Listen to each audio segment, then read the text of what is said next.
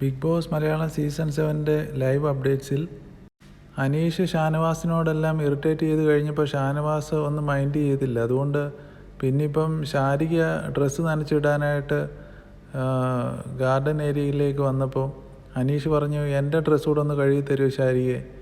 അപ്പോൾ ശാരിക പറഞ്ഞു, ഞാൻ നിൻ്റെ അമ്മയോ നിൻ്റെ ഭാര്യയോ കെട്ടിയോളൊന്നും അല്ലല്ലോ നിൻ്റെ ഡ്രസ്സ് കഴുകി തരാൻ. എന്നെ ബിഗ് ബോസ് ആണ് ഇവിടെ നിർത്തിയേക്കുന്നത്, അല്ല നിൻ്റെ ഡ്രസ്സ് കഴുകി തരാൻ ഞാൻ നിൽക്കുമല്ല എന്നുള്ള രീതിയിൽ ശാരിക മറുപടി കൊടുത്തു.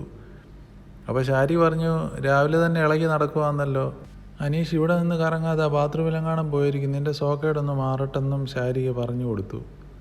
എന്നിട്ടും ഷാനവാസിൻ്റെയും ബാക്കിയുള്ളവരുടെ കീഴിൽ നിന്ന് ഇങ്ങനെ കറങ്ങിക്കൊണ്ടിരിക്കുകയാണ്, അവരെ ഇറിറ്റേറ്റ് ചെയ്തുകൊണ്ടിരിക്കുക. നിങ്ങളെ ഇനി ഞാൻ ഉറങ്ങാൻ വിടത്തില്ല. അനീഷ് ഓരോ ടോപ്പിക്ക് എടുത്തിട്ടുകൊണ്ടേ ഇരിക്കുകയാണ് ലൈവിൽ.